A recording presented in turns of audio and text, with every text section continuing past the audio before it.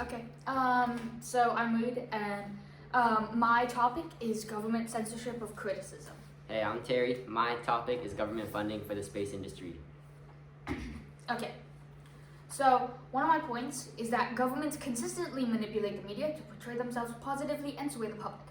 So one source that I found called "Muzzling the Media" was about Russia and the Russian Kremlin.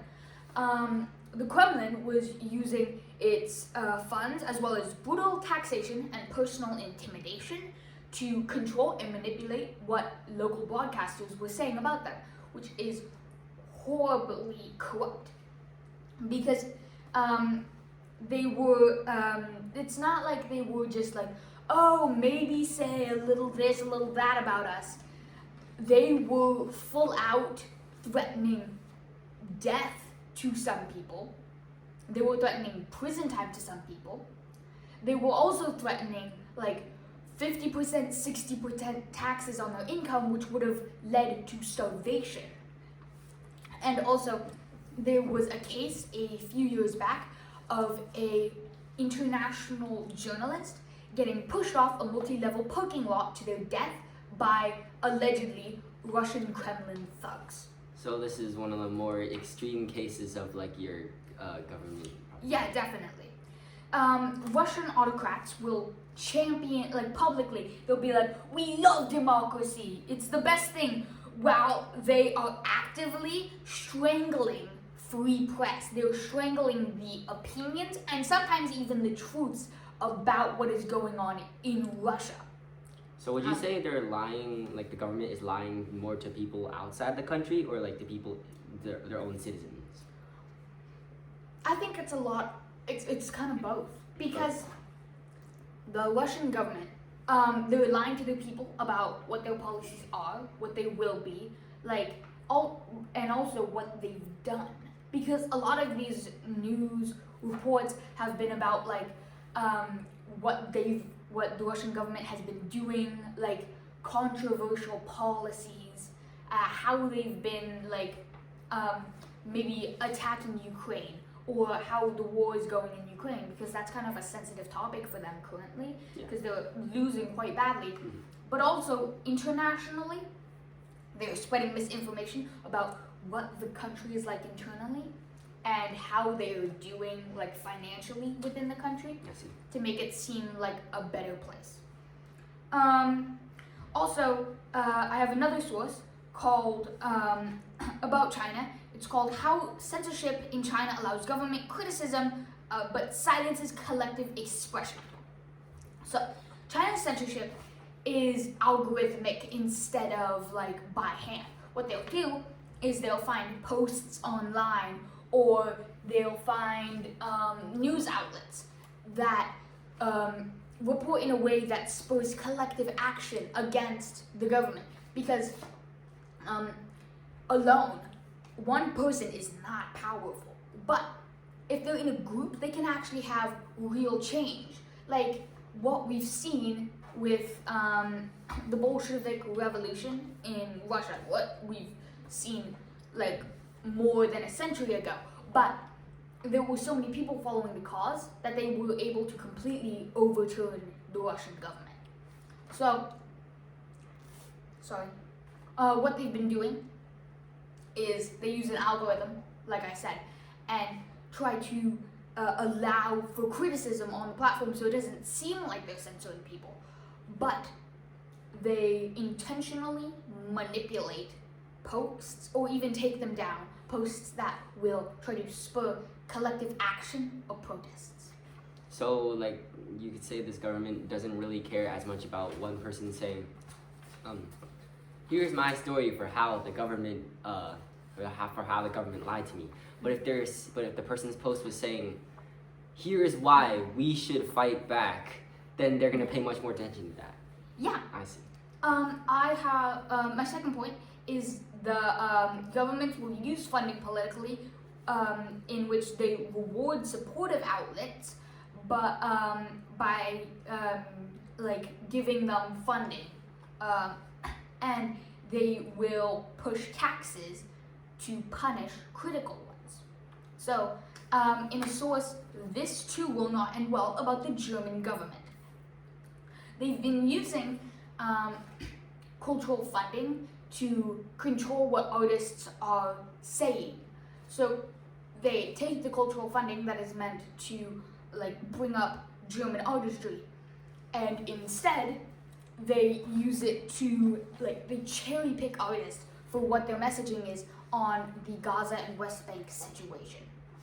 So currently, the Russian government is very in line with the West Bank situation. They're very on the side of. They're very on the side. I'm sorry, my throat isn't feeling very well. They're very on the side of Israel, and so they'll take the artists that are critical of the Israel situation and openly support Gaza and the West Bank. And what they'll do is they will put those people on kind of like a blacklist of cultural funding. So they will receive zero cultural funding to try to silence them and stop them from expressing their art, which is deeply critical. So governments all here is also using economic strategies to maybe to silence people instead of just other ways. Yeah, definitely. I also want to go back to the Russian source that I found, Muslim the media. The Kremlin will specifically use taxes on public figureheads.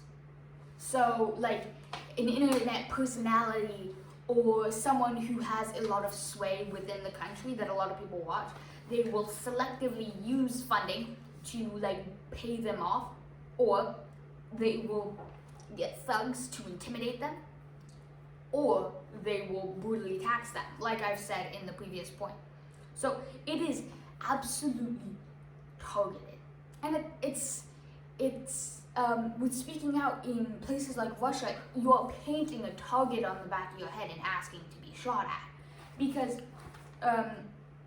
these governments they don't want to drop. It's not about the revenue.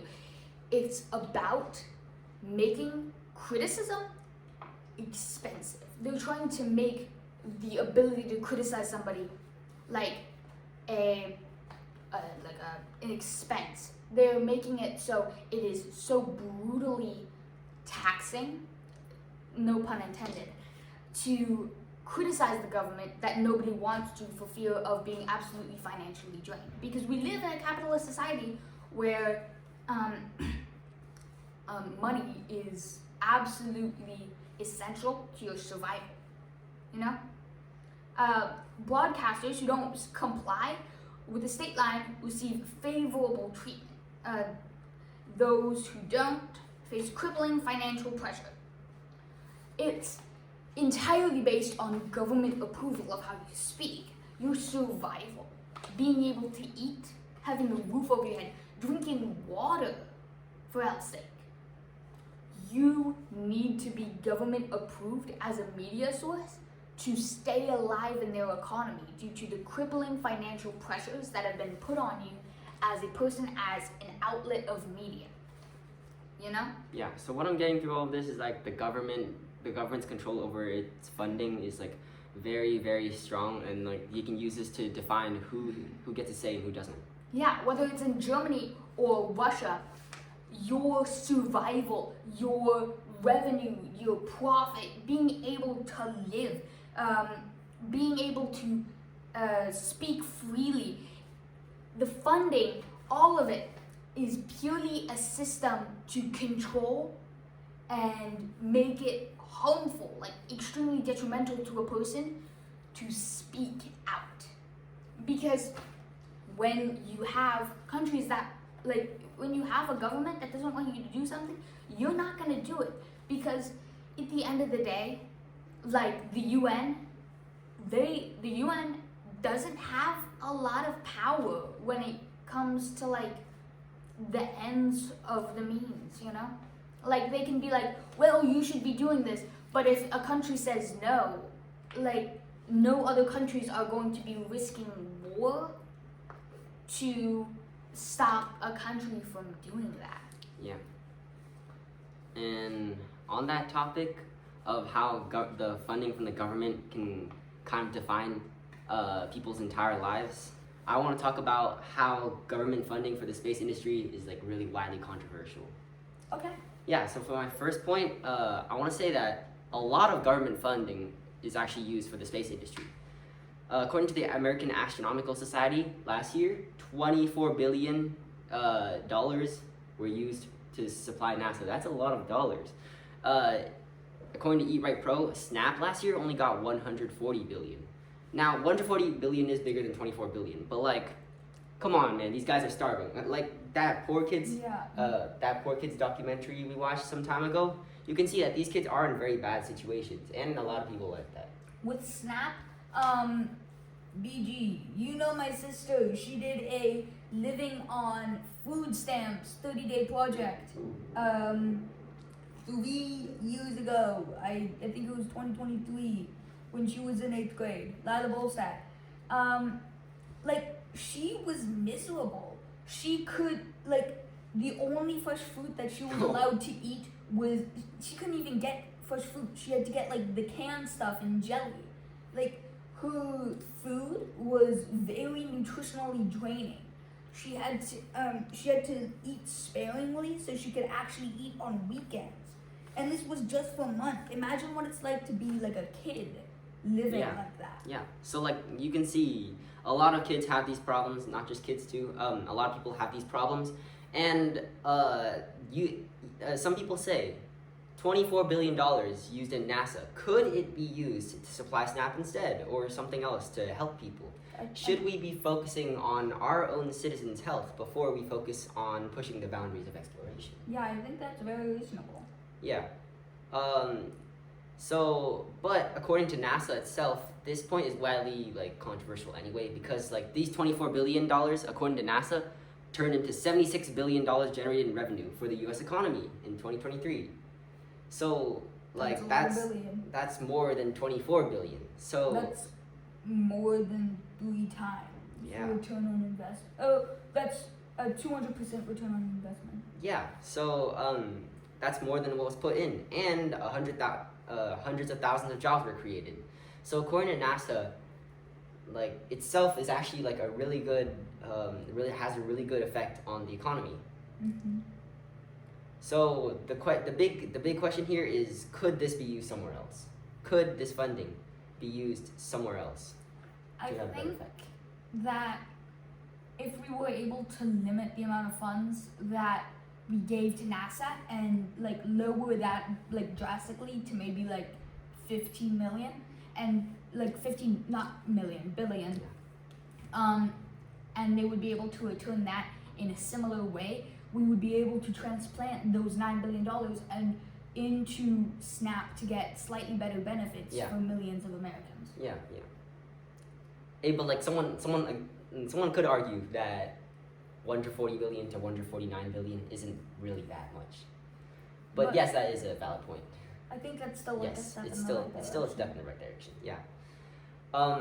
But secondly, space is like a frontier for like technology, discovery, cooperation, even.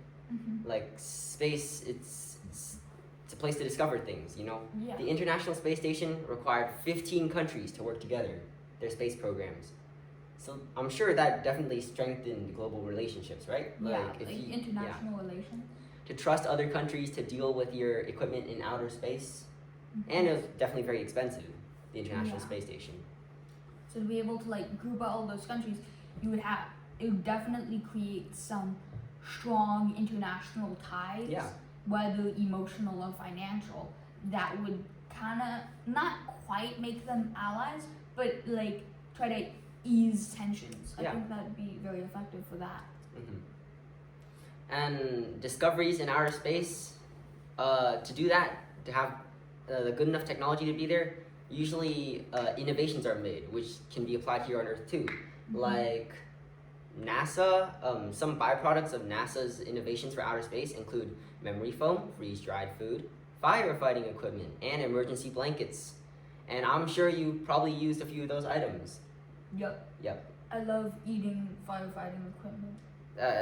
Yeah. Okay. Yeah. Okay. Yes. Yeah, I think, well, if we're putting that much money into NASA and they're able to innovate that much and create that many inventions to put out into society, I think it's definitely like a good investment, at least, to be putting our funds in there, because if we're thinking about it, they're able to create like a bunch of inventions that better everyday life. Yeah, and the difficulty here is that it's really hard to tell. Like this kind of ties into my first point too. All this benefits that come from space industry funding, but from the government. How do you exactly measure if it's better than using the funds somewhere else? You know, how do you exactly measure that? It's very difficult. So that's a big problem. Yeah. I think also the numbers from NASA could be skewed because they want to maintain funding. Yeah, of course. Like a lot of large corporations have skewed their numbers, or just through like a different definitions, like revenue as in like maybe not caring about wages or something. Yeah. So yeah. Like before deductions for Yes. like maintenance. Yeah. Stuff like that, wages. So they could just be like really subtly lying, because not everybody's an expert on economics. They could be lying, you know. So that is a big problem with how transparent these large corporations are. Yeah. Yeah. That's certainly a valid concern for many people, because if NASA was actively lying, we wouldn't really have a way to tell except for a government audit. And if the government hears those numbers and thinks they're plausible and wants to keep NASA alive, there's not really cause for that. Yeah. Like a government financial audit. Yeah. Third point. All right. So next, I want to talk about how varying views of different political parties can kind of impede space exploration progress. Yeah. So according to Scientific American, space exploration projects commonly exceed their budgets and schedules because of this. Basically, almost all of them have exceeded their budgets at some point. Yeah. And when political party kind of like when political power sways from like party to party, sometimes the next party doesn't really value space as much as the first party, which can make it so that like the budgets can get cut, or projects can just get outright canceled. Yeah. And that has led to a lot of times when really reasonable concepts have been just cut off. Or it could be wasting funds that the previous administration dumped into those that the current administration now sees as useless or dumb and like not worthy of continuation. Yeah, because like the most efficient way to get something out of something is just go all in, get it out, and get your revenue out. Yeah, so that's the most efficient way to do things. But like sometimes it can just get canceled and it all goes to waste. Yeah. And there are theories from the scientific community that the funding should be actually controlled by the scientific community itself, because obviously scientists would want to make sure these funding stays stable and reasonable, and so that projects can be finished on time. I think that's very reasonable, but at the same time, then if the scientists like want better wages or something, they could be pulling extra that the government doesn't have the bandwidth for. Yeah. Like if your mom gave you a ton of candy when you were little and you didn't know how to save money or anything, like or you just realized that it's not your money, you can spend however you want. You could just blow it all on things, on like useless things. I mean, like obviously these space projects aren't always useless, but yeah. So like they could be pulling a little bit too much out of out of the government's funds. All right. Speaking of the government administration's controversial policies, one of my points is that governments use legal action and regulatory threats to pressure media into editorial compromises. So, in a New York Times article called "The Trump Administration Wields Its Full Toolbox to Bring Media to Heel," the NYT describes Trump's recent policies, as well as cancellations of multiple media shows, as, quote, an unprecedented assault on American journalism.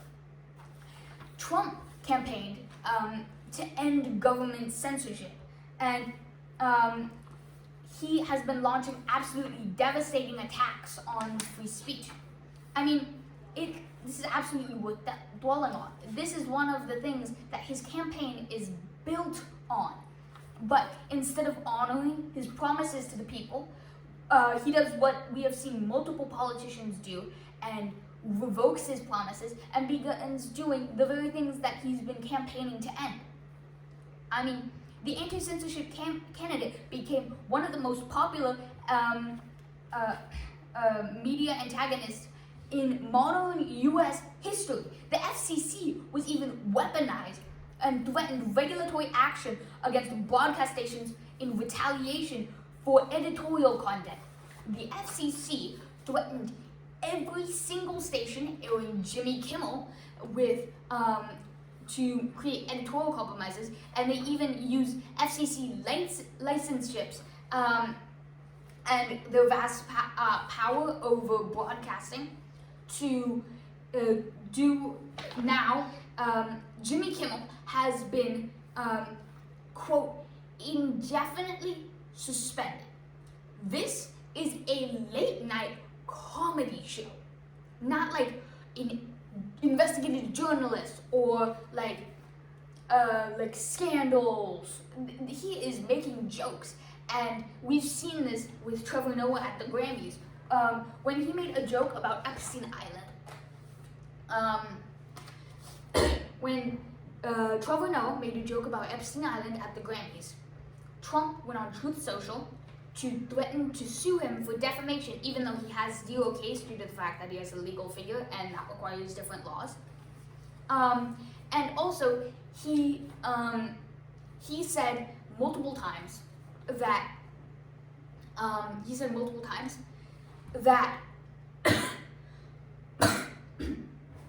that he was invading Venezuela and taking out the leader to stop the flow of Venezuelan drugs into the U.S., even though the main producers of drugs come from Mexico, Canada, and even within the U.S. Those are the main sources of drugs that go into the U.S. or are in the U.S. in the first place.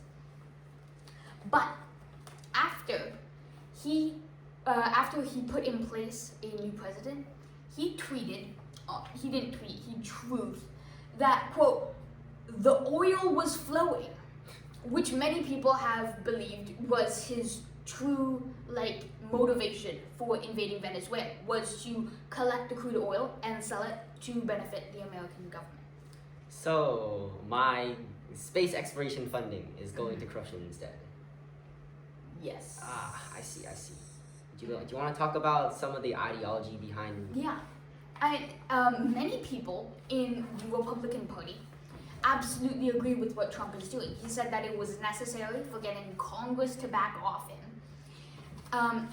But the fact of the matter is, the man is lying, invading other countries, which is against international law and U.S. law. He is breaking law, he's breaking U.S. laws about invasions and the U.S. laws that put in place punishments for breaking the UDHR, which we just learned about in class. And overall, he is committing multiple crimes. But instead of backing down, Donald Trump has created a cult-like following. They grab onto his coattails and try to bring him up as high as they can because they see him as a sort of god among men. And that is very detrimental because the Republican Party is completely supporting what he's doing despite the fact that, as I've said multiple times, he is breaking international, U.S., and constitutional law. Yeah. What about, do you have any, political ideology? Yeah. So libertarians, there's an institute called the Cato Institute, which is widely known libertarian institute. They have libertarian viewpoints. And in one of their articles called Time to End NASA's Human Missions, which is a pretty opinionated title, I'd say, They oppose the government funding, calling it a waste. Should go somewhere else, which is kind of reasonable. And they support private companies and the free market, which kind of goes along with how libertarians usually go. Yeah. You know, they trust free markets to get it done more cheaply and with better revenue. So yeah. Yeah. However, on the other hand, liberals like NASA itself note the economic and technological benefits of space exploration. So they're fine with the government saying, "Hey, they're fine with trusting the government to provide for them." Yeah, because I think that a private institute would be as ready to share innovations that could benefit the entire world with outside people, because they would want to keep that for like their own economic benefit. Hey, not saying that we give the Russians all our tech anyway, but okay, yes, I see what you mean. Yes. What about the propaganda technique used in the media you reviewed? Oh yeah, they'll use things like scapegoats, which is they'll pick a group of people and put a lot of blame on them for political strife, like Trump has done with the Hispanic immigrant group. He has blamed them for housing crises, like lack of jobs in the job market, even though it's been seen that this is mainly caused by AI, which he refuses to curb the powers of, and missing pets. Yeah, okay. I'm not gonna comment on that. Alright, sure. But it is surely the fact that he is using all of the signs of propagandizing, like scapegoats. He is openly lying, and everyone is believing it because he's the president. So I think it's most definite that he is lying, and you gotta wonder if the president is lying and the Congress and the Republican Party that he is a part of is still supporting him. How far will they go when they have complete ideological control of the judicial branch? In this judicial branch, there are 6 conservative justices. Both the Senate and the House of Representatives have majority Republican administrators, and the executive branch. It's just him. He has control. The Republican Party and him have control over the entire thing. Also, he has said on multiple occasions that, quote, in 2028 you won't need to vote. Ooh. So. All right, I see. Yeah. Well, on my side, the Cato Institute article that I reviewed, that one has a faulty cause and effect. See, it argues that private companies are cheaper, right? So we should leave this up to them, the free market, all that. From there, they go straight to NASA. The Cato Institute uses faulty cause and effect because they go from saying private companies are cheaper to NASA completely ending space missions, and they're skipping a few steps there, you know. Like just because someone's doing it better doesn't mean you should completely stop. Yeah. Like, if I stopped doing social studies or liking history because you knew more facts than me, it's just simply the fact that just because someone is better doesn't mean that you need to completely stop. Yeah. You can still be passionate about something, and you can still benefit humanity in the case of NASA. With your continued space missions. Yeah. And on the other hand, NASA itself does have a little bit of propaganda techniques. See, NASA's articles usually only show the upsides of space exploration because it's fighting for its own survival, you know. So they only mention the upsides, it's amazing. It's definitely not totally horrendously expensive. Lots of benefits, guys. Yeah. So this is kind of a glittering generalities. Yes, glittering generalities because they're only talking about the good parts. Yeah. So. And cut. Yeah. Okay.